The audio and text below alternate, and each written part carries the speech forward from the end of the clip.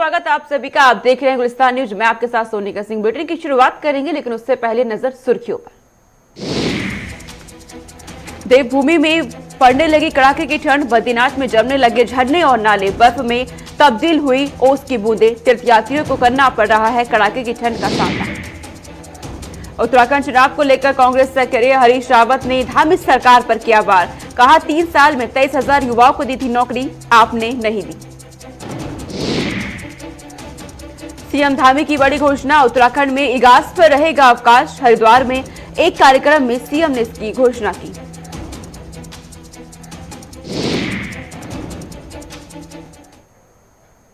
Bulletin की शुरुआत करते हैं। तमाम बड़ी खबरों से आपको रूबरू कराएंगे। लिए चलते हैं उत्तराखंड। बड़ी जानकारी उत्तराखंड से सामने आ रही है।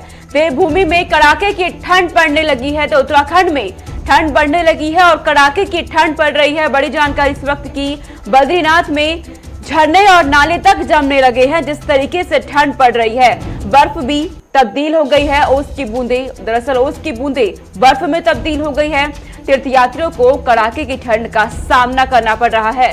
बद्रीनाथ पहुंचने वाले तमाम यात्रियों को इस वक्त मुश्किल हो रही है, क्योंकि ठंड बढ़ गई है और ठंड का सामना करना पड़ रहा है। आपको बता दें कि बद्रीनाथ धाम के कपाट 20 नवंबर को बंद होने हैं। उससे पहले तीर्थयात्री आखिरी दर्शन के लिए बद्रीनाथ पहुंच रहे हैं, लेकिन जिस तरीके की कड़ाके की ठंड बद्रीनाथ में पड़ रही है, ओस बर्फ में तब्दील हो गई है।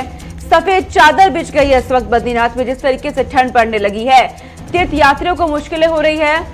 सुबह और शाम के वक्त जिस तरीके से शीतलहर बढ़ने लगी है, शीतलहर का सामना तीर्थयात्रियों को करना पड़ रहा है। तस्वीरें हम आपको दिखा रहे हैं। सफेद चादर की मोटी परत बिछी हुई नजर आ रही है। ठंड बढ़ने लगी है और जिस तरीके से ओस बर्फ में तब्दील हो रही है, आपके सामने तस्वीरें हैं। तीर्थयात्रियों को इस कड़ाके की ठंड का सामना भी करना पड़ रहा है। शाम के वक्त शीतलहर का सामना भी करना पड़ रहा है। तो बर्फ में तब्दील हो गई है ओस की बूंदें भी। कड़ाके की ठंड लगातार उत्तराखंड में बढ़ती जा रही है और ये तस्वीरें इस वक्त हम आपको दिखा रहे हैं। बद्रीनाथ धाम में किस तरीके से ओस की बूंदें बर्फ में तब्दील हो गई है। तो देवभूमि में कड़ाके की ठंड बढ़ती नजर आ रही है। 20 नवंबर को शीतकाल के लिए कपाट बंद हो जाएंगे बद्रीनाथ मंदिर के। उससे पहले तमाम तीर्थयात्री दर्शन के लिए पहुंच रहे हैं, लेकिन कड़ाके की ठंड का सामना करना पड़ रहा है। दरअसल बद्रीनाथ में झरने और नाले तक जम गए हैं। सिर्फ सफेद चादर नजर आ रही है। जिस तरीके से तस्वीरों में आप देख सकते हैं, तीर्थयात्रियों को बेहद मुश्किलों का सामना करना पड़ रहा है। उसके बावजूद तीर्थयात्री बद्रीनाथ पहुंच रहे हैं। तो बर्फ में तब्दील हो गई है ओस की बूंदें, तस्वीरों में आप देख रहे हैं इस वक्त। आगे रुख करते हैं। सीएम धामी ने मदन मोहन मालवीय को याद किया है। सीएम धामी ने मदन मोहन मालवीय की पुण्यतिथि पर उन्हें याद किया है। आपको बता दें आज पुण्यतिथि है मदन मोहन मालवीय की। समाज संस्था में अपना योगदान दे चुके हैं, समाज सुधारक रहे हैं। सीएम पुष्कर सिंह धामी ने ट्वीट करके उन्हें नमन किया है। समाज सुधारक रहे हैं, स्वतंत्रता संग्राम सेनानी, भारत रत्न भी रहे हैं मदन मोहन मालवीय। स्वतंत्रता संग्राम में अहम योगदान दिया, भारत रत्न रहे हैं। समाज सुधार में भी अहम योगदान रहा है मदन मोहन मालवीय का। सीएम पुष्कर सिंह की तरफ से ट्वीट करके उन्हें उनकी पुण्यतिथि पर नमन किया है। उन्हें को उनके पुण्यतिथि के अवसर पर याद किया गया है और ट्वीट करके शत शत नमन किया गया है। ये जानकारी आपको दे रहे हैं। महान समाज सुधारक रहे हैं मदन मोहन मालवीय, शिक्षाविद रहे हैं, स्वतंत्रता संग्राम सेनानी रहे हैं, यानी स्वतंत्रता संग्राम में अहम भूमिका निभाई है। खासकर उत्तराखंड के लिए अहम योगदान मदन मोहन मालवीय का रहा है। तो सीएम पुष्कर सिंह धामी की तरफ से उनके पुण्यतिथि के अवसर पर उन्हें याद किया गया है। समाज सुधारक रहे हैं मदन मोहन मालवीय। तस्वीर इस वक्त हम आपको दिखा रहे हैं, ट्वीट किया गया है। आगे रुख करते हैं। इस बीच एक और बड़ी जानकारी मिल रही है। देवभूमि में चुनाव से पहले बीजेपी की तैयारियां तेज हो गई है। देहरादून में आज प्रचार करेगी बीजेपी की रणनीति बनाई जाएगी। किस तरीके से प्रचार किया जाए 2022 के मद्देनजर विधानसभा के चुनाव अब बेहद नजदीक है। तो इसी महीने प्रदेश कार्य समिति की बैठक भी होनी है। ये बड़ी जानकारी मिल रही है इस वक्त। आपको बता दें 70 विधानसभा क्षेत्रों में संयोजक तैनात होंगे।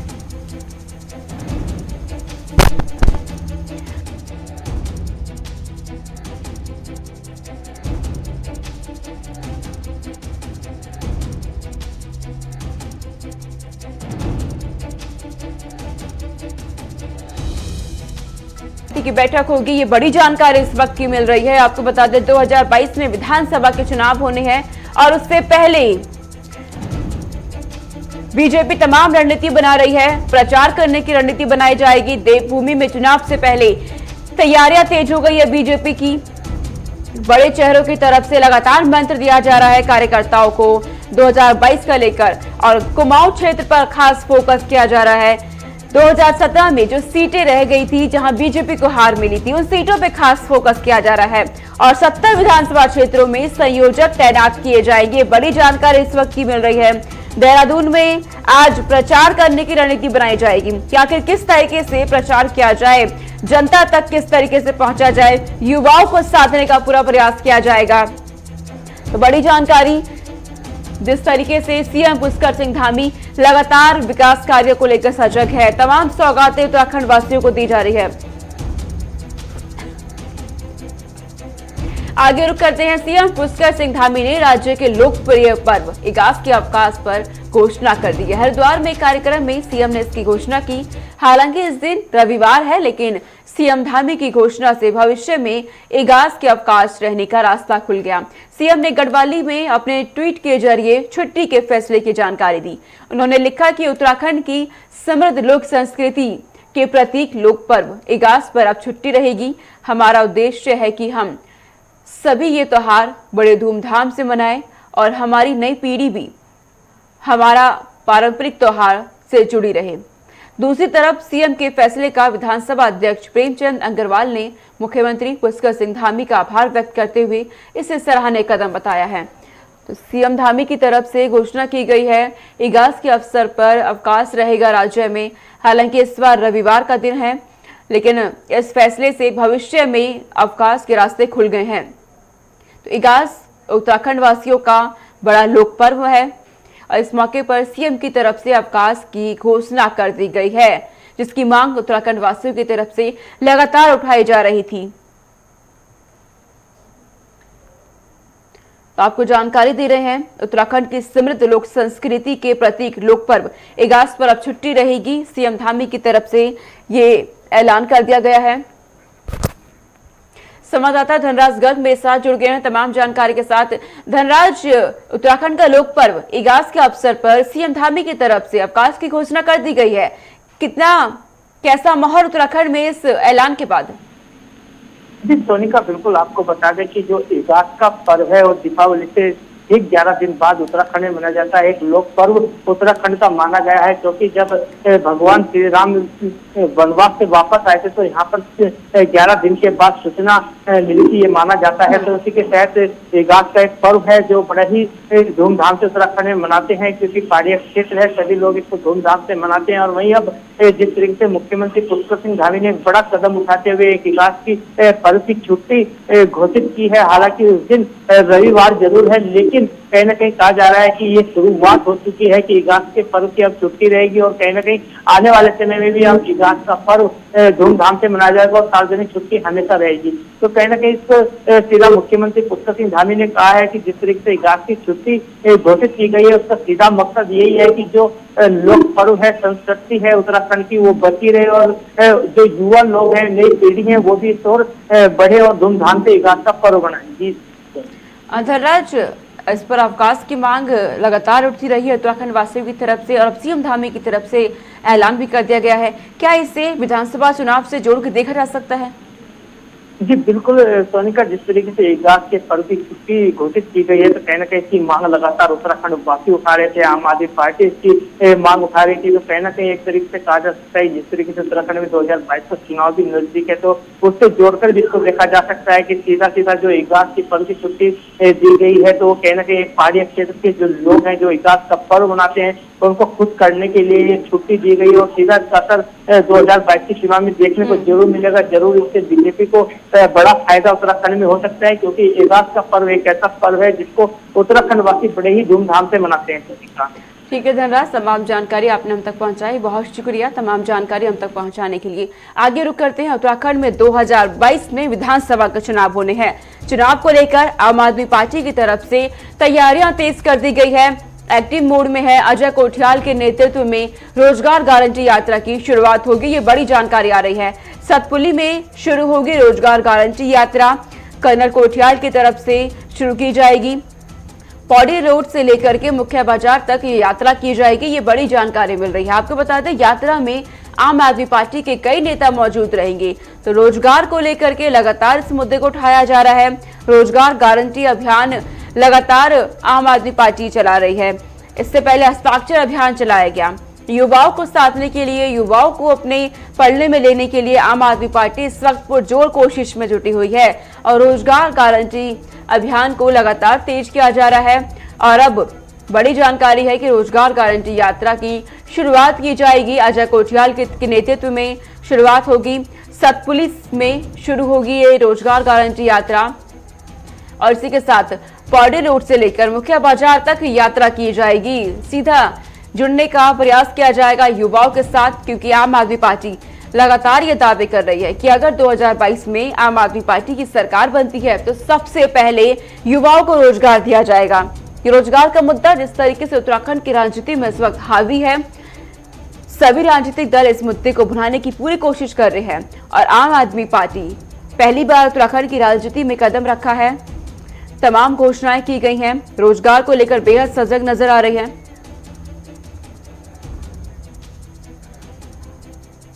आगे रुक करते हैं। उत्तराखंड में कांग्रेस उत्तराखंड सरकार पर लगातार वार कर रही है, हमलावर है लगातार कांग्रेस उत्तराखंड सरकार पर। अब ये बड़ी जानकारी है कि गणेश गोदियाल ने खनन को लेकर सरकार पर हमला बोला है। संकल्प विजय शंखनाथ जनसभा के दौरान धामी सरकार पर वार किया गया है। कहा गया है कि 100 दिन में सरकार ने कितने खनन के पट्टे जारी किए, गणेश गोदियाल की तरफ से ये कहा गया है। दरअसल पत्रकारों के साथ रूबरू हुए और उनकी तरफ से कहा गया है कि गणेश गोदियाल ने खनन को लेकर सरकार पर हमला बोल दिया है। 100 दिन में सरकार ने कितने खनन के पट्टे जारी किए, गणेश गोदियाल की तरफ से सवाल उठाए गए हैं। सीधा हमला किया गया है उत्तराखंड सरकार पर। तो कांग्रेस लगातार तमाम मुद्दों को लेकर सत्ता पक्ष को घेरने में जुटी है।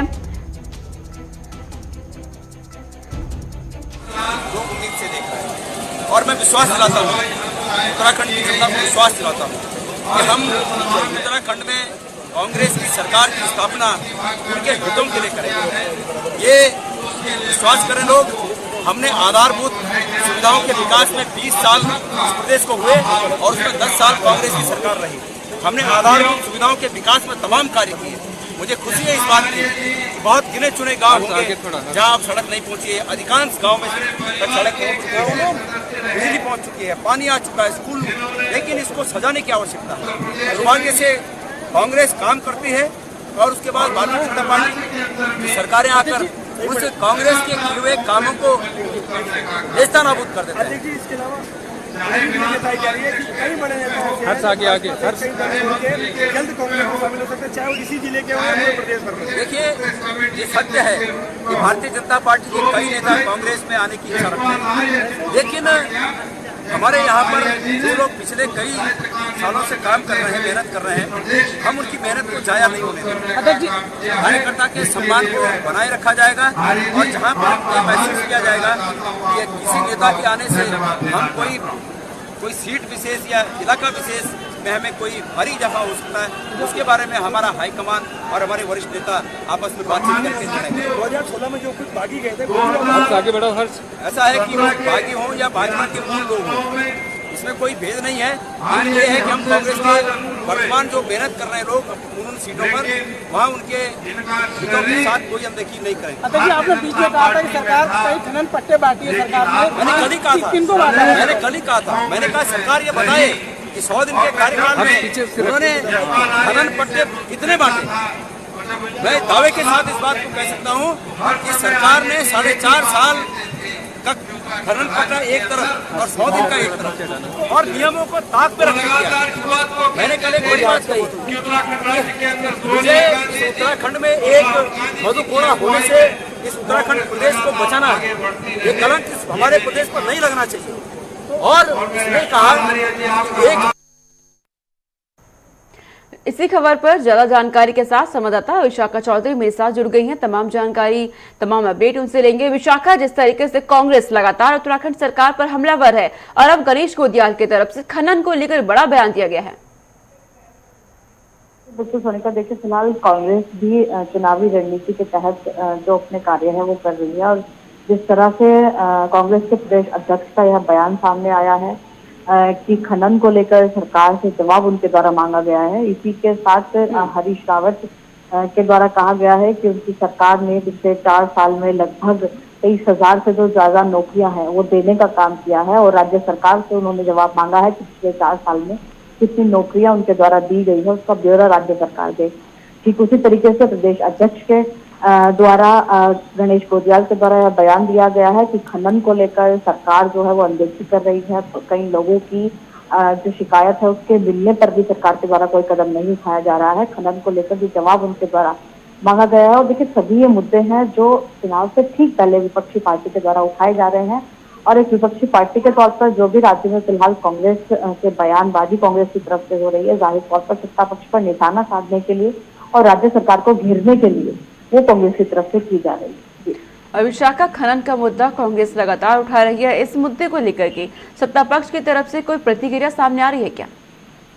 जी बिल्कुल सोनिका, देखिए अब तक उनके बयान का जो क्लैरिफिकेशन है वो किसी भी बीजेपी के प्रवक्ता के द्वारा या किसी मंत्री के द्वारा नहीं दिया गया है। अभी तक केवल विपक्षी पार्टी ने एक तरीके से कहिए कि आरोप जो है वो सत्ता पक्ष पर लगाया है और राज्य सरकार की तरफ से अभी भारतीय जनता पार्टी के किसी कार्यकर्ता की तरफ से, मंत्री की तरफ से अभी कोई जो क्लैरिफिकेशन है, जो जवाब है वो उनके बयान का सामने नहीं आया है।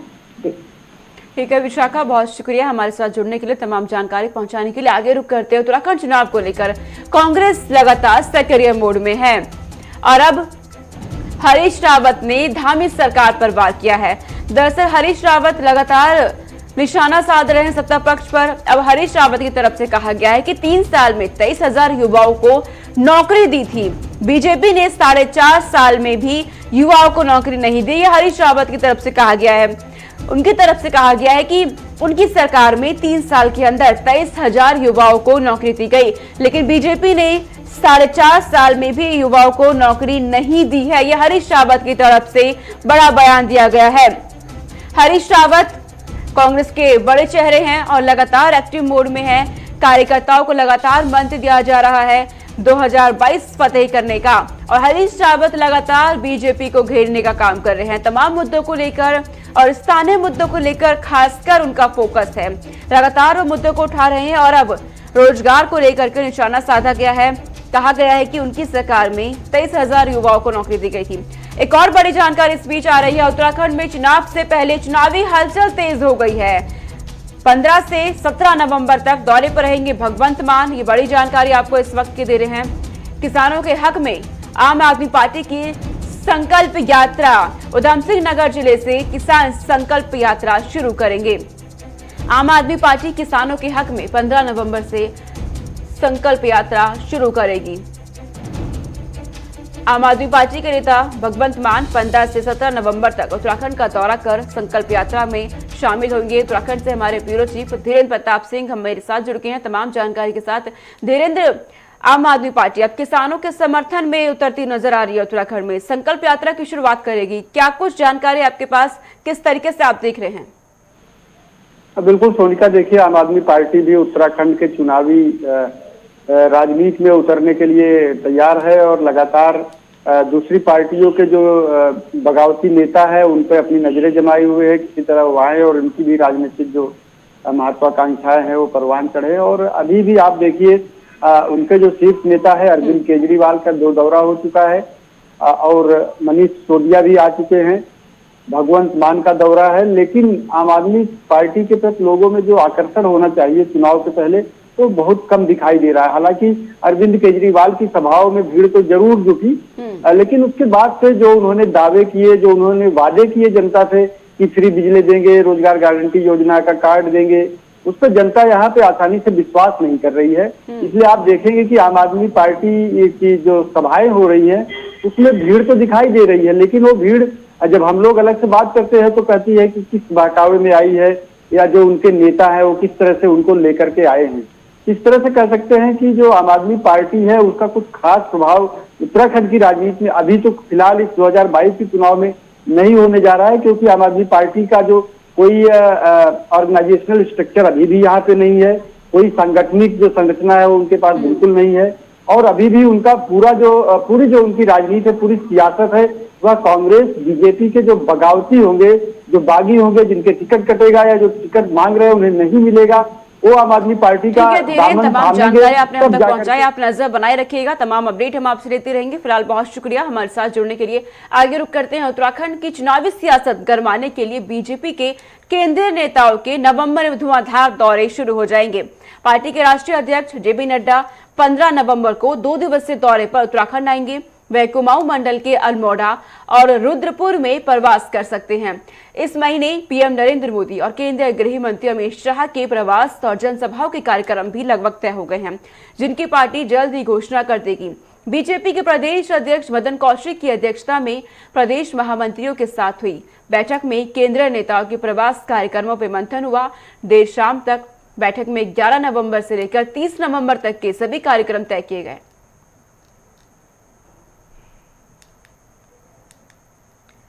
30 नवंबर तक केंद्रीय नेताओं का धुआंधार दौरा होना है उत्तराखंड का। बीजेपी के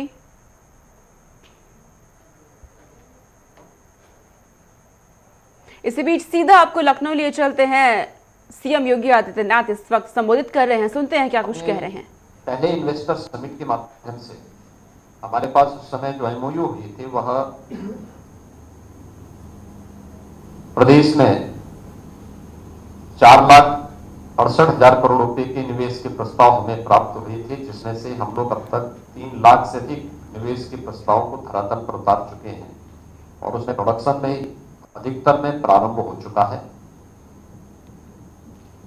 प्रदेश सरकार ने इस दौरान अनेक आयोजन यहाँ पर किए हैं और जो यहाँ पर डिफेंस एक्सपो आयोजित हुआ था, इस डिफेंस एक्सपो में भी हमारे साथ में यहाँ पर 70 देशों के उस समय ने इसमें प्रतिभाग किया था। 857 भारतीय और 172 कुल मिलाकर 1000 से अधिक कंपनियों ने अपनी एग्जीबिशन में भागीदारी इसमें सुनिश्चित की थी और इस दृष्टि से हम लोगों ने इसे प्रदेश में डिफेंस कॉरिडोर के लिए अत्यंत महत्वपूर्ण माना था। डिफेंस इंडस्ट्रियल कॉरिडोर में हमारे पास 50,000 करोड़ रुपए से अधिक के निवेश के 23 एमओयू प्रदेश सरकार के साथ यहाँ पर हुए थे और इसमें डिफेंस सेक्टर से संबंधित HAL, ऑर्डिनेंस फैक्ट्रियां और भारत इलेक्ट्रॉनिक्स लिमिटेड जो प्रदेश में पहले से ही इस सेक्टर से जुड़ी हुई इकाइयां पहले से कार्यरत हैं। मार्च 19 में प्रदेश में अमेठी जनपद में भारत रूस के संयुक्त उपक्रम Indo Russian private limited way प्रधानमंत्री जी के कार्यक्रमों। चलिए इस बुलेटिन में इतना ही। देश और दुनिया के तमाम खबरों के लिए देखते रहिए गुलिस्तान न्यूज। नमस्कार।